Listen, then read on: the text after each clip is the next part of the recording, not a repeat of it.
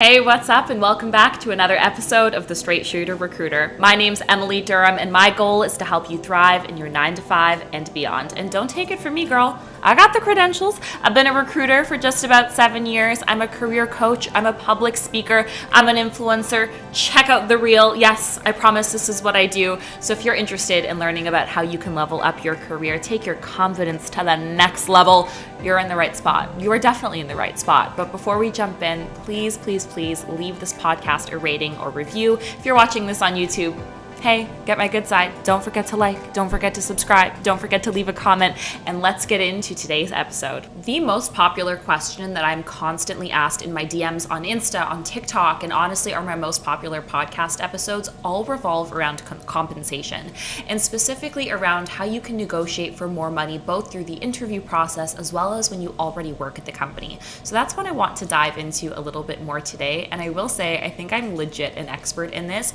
not only from negotiating for my own self and my own career, but also seeing people negotiate from a candidate's perspective, given that I've been a recruiter for so long. I do have to give you a disclaimer. You might hear or see my dog like ragdolling his toys. I'm not going to stop him because he's distracted, and if I take that away, he's going to want to hang out. It's going to be a whole thing. I don't care what people say. The best time to negotiate your salary is before you start your job. So if you've already signed the offer letter and you already work at the company, I'm not going to lie to you, it is fundamentally a bit more difficult. I'm going to start with negotiating before you sign an offer letter, and then we're going to get into that latter part as we go through the video. So the first part is when you're interviewing for a job, I always recommend asking what the salary range is before you start interviewing. And I know that feels taboo and scary, but trust me, you're saving both yourself and the recruiter a whole bunch of time. The next thing I want you to do is think about what your ideal salary range looks like. And if you're new to an industry or frankly just don't know what the market average is, check out websites like PayScale or Glassdoor. They're going to give you a pretty broad range based on the role as well as the geographical location of the position. That's really going to help you pinpoint what the average range you should be targeting is. Once you know what the range is for the company and what your ideal range is, honestly, you've already got half of the work done. And I understand sometimes companies are not going to tell you what their salary range is, and although it's annoying, it's not always a red flag. Sometimes they can't disclose. But I really want you to keep an eye out on when they're being sneaky about compensation and not really giving you any info versus when they might just not be able to share the specific numbers right away before you interview. Again, you really want to be mindful that you are not wasting your time. Your time is money, and ultimately in this economy right now, it is still a candidate's market. Even though we're heading into a recession, and probably this won't be the case in about 8 months, right now you as the job seeker are more in demand. There are more jobs available than candidates available, and you need to use that to your advantage. Setting expectations with the company or with the recruiter right from the beginning is the best way to make sure nobody's wasting their time. But if you've hit the point where it's time for you to get your offer, congratulations, I'm excited for you. It's really great news. And you look at it and you're like, oh my God, this is not what I wanted. Why is this so much lower in terms of the pay or in terms of the benefits? And you're about to decline the offer and you're all pissed and you're in a bad mood. Trust me, I know exactly how this goes. Take a deep breath. Look back at the salary range that you know you would accept and that you know is the salary range that's fair for your work experience based on research, not based on your gut feeling. And then I'm going to get you to email the recruiter or the person you've been working with. And you're literally going to say this: hey, Emily, thank you so much for taking the time to put me through the interview process. I've been really excited about working with the team. I did want to reach out to let you know that based on my market research and my personal expectations, I'm targeting a range of $100,000 to $120,000. Is it possible for us to hop on the phone to talk this through in a bit more depth? Boom. It's as simple as that. Then you're going to get the recruiter on the phone and actually have a conversation. You don't want to have these conversations via email, same way as breaking up with someone over text. You know, you can't really tell somebody's vibe over a text message or over an email. It's much more productive for you to hop on the phone and come across as empathetic, come across as thankful for the opportunity, and making sure that you're not sounding quote unquote greedy and that you're just advocating for yourself. I do want to spend a second on the mindset here. I have so many people, especially early career folk, tell me that they feel uncomfortable asking for more money or that they're scared employers are going to think they're greedy. Let me tell you something. If your employer thinks you're greedy for wanting to get paid a fair wage, that's not an employer you want to work at. It wouldn't be called work if it wasn't work, girl. Hello? Are you kidding me? You would not be going to a restaurant and, not paying for a meal. You paid for a service. That employer is paying for your service. So why are you giving them a discount? In this economy, with this inflation, I actually won't let you. The best way to structure this conversation with the recruiter is to be transparent and keep it short and sweet. You start off with thanking them for the opportunity, you share what your expectations are, and you put it back on them and ask what might be possible and ask if they might need more information. At the end of the day, the recruiter is going to walk away from that conversation, get some information, hopefully bring you some good news. And if not, they're just going to bring you the update that the offer is what it is, or that they're only able to bump it up by X amount. I typically say only one round of negotiation should be necessary. I think if it takes you 4 or 5 rounds of negotiation, clearly that company doesn't value you all that much. It really helped me feel better and less guilty about negotiating when I realized that how much a company pays me is a reflection of how much they value my work. So if they're not willing to value my work, why do I want to give them my time? Why is this the company that I'm choosing to work for? If I'm going to spend 40 to 45, maybe even 50 hours a week at a company, shouldn't it be one that knows the price tag attached to the Emily Durham effect? I also have a lot of people ask me if I think in this economy it's even worth negotiating. Should you just be grateful for getting a job? In my ever so humble opinion, I still think it's a candidate's market, like I said earlier. So you are still okay to negotiate. And trust me, the second I think that we're seeing that recession really take hold and change the job market, I'll be making another video and we'll adjust our strategies. So don't worry about it. I got you. That's why you got to subscribe. Now, what do you do if you've already accepted the offer, or if you already work at the company and inflation is starting to hit, your dog just broke his leg like mine did, and your bills are starting to rack up?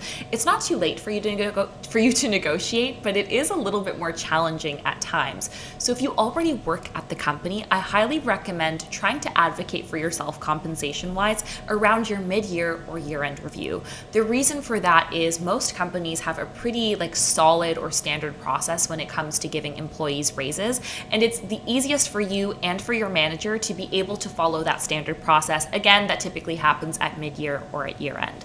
However, if your company is not one that has a mid-year or year-end process, or if you're kind of falling off cycle and you're in a position where you're either going to look for a new job or get a raise at your current one, here's what I would do. Your first steps are the exact same. I still need you to do research and have a specific range in mind of what you're willing to accept. You also need to think about what you're going to do if your employer says no. It is a scary but very real possibility. So make sure you know what your set point is. Are you willing to accept no change? Maybe a $5,000 change, a $10,000 change? And are you willing and financially ready to walk away if you're not going to get what you want? The next thing I would do is book a one-on-one meeting with your manager and set it for about 30 or 40 minutes. I would make the subject line of that meeting career development and growth, or something ambiguous so that they're not going to decline it without warning you. And you're going to sit down with your manager and structure the conversation very similarly to what I just described in our external case, or when you're still looking for a job. You're going to say, Susan, let's pretend your boss's name is Susan. Susan, I love working on this team. I really enjoy doing X, Y, Z. I really value your leadership, and my goal is to be able to grow here. But right now, based on my market research, I understand that my role externally would likely be compensating me at, insert this range, $100,000 to $120,000 annually. Right now, I'm sitting at $95,000 a year, and although I'm very grateful, I wanted to discuss if based on my performance, there was opportunity for me to bump up my compensation. Boom. And here's the thing, if you're not performing well, babe, you're not going to be getting this. So only do this if you know you're kick-ass at your job. If you're mediocre at best, I'm sorry, you're not getting a raise. That's just not how capitalism works. But you need to put it back on your employer, specifically with the call out of performance. Because if you're performing well, do you think they're going to want you to walk away, go to Google across the street, go to Amazon around the corner, come to Intuit, which you definitely should because we are hiring. I'm literally hiring for Intuit, just let me know. But you know what I'm saying? You want to make sure you're having a performance-based conversation. Your manager's probably going to have to take it away, talk to HR, talk to some people, and they might be able to come back. I don't think it's appropriate to negotiate more than once internally. If they want to keep you, they will. Your boss might come back and say they can't help you. They might be coming back and saying, I can give you a $5,000 raise. That's why it's so important for you to know what your walkaway point is. It's like a relationship. You're like, you know what, I'm gonna date this guy as long as I can, but if he cheats on me, that's when I walk. And then he walks into your apartment one day, tail between his legs, saying, baby, I love you, back kissed your cousin. What are you gonna do? You gonna stay with that man? No, because you told yourself you weren't gonna stay with that man. It's the same thing. You have to have a line in the sand where you're like, I'm not crossing this. This is where I don't cross. So you need to make sure that you have that point in your mind and that you are firm and you are steady and you don't flip-flop back and forth. In a nutshell, here's what you need to know. Money makes the world go round, so stop feeling guilty for asking for money. Any person who says they don't care about money in their job is lying or has married very well and very strategically, if you know what I'm saying. So the first thing you need to do is start advocating for yourself. That's the most important thing. The second thing you need to do is be backed by data and research by leveraging websites like PayScale, Glassdoor, and Fishbowl. Those are all 3 amazing resources. I'm sure there's lots more online. Those are just the ones that I tend to gravitate towards. Third thing you're going to do is make sure you're having that compensation discussion in person. This is not a conversation for email or for text. And finally, you're going to structure that conversation in a way that puts the onus back on your employer or back on the recruiter to take on actions. And finally, you know when you're going to walk away. Sometimes it can be a great company and a great job and great people, but unfortunately, they're not going to pay you the rate that you deserve. And sometimes it's okay to walk away for that. I hope that you enjoyed this kind of different podcast style / YouTube video episode. I'm trying to get back into recording myself doing the podcast, which admittedly is tricky because oftentimes I'm recording my podcast literally in pajamas, and this requires like adult clothes, a ring light, plucking my eyebrows. There's just a lot more, a lot more that goes into it. But I know a lot of you have been commenting and being like, hey, Em, can you start posting these on YouTube? So we're gonna do it. I'm gonna do my very best. Plus, I have a new mic. I'm gonna try and pick it up and hopefully not mess things up. I got a new microphone, so hopefully the audio quality is great, but if it's not, you should also let me know. But huge thank you for hanging out with me. Please don't forget to leave a rating, subscribe, comment. All of that great stuff really helps me so much, and it helps me understand what content is and isn't helpful for you. I will talk to you next week.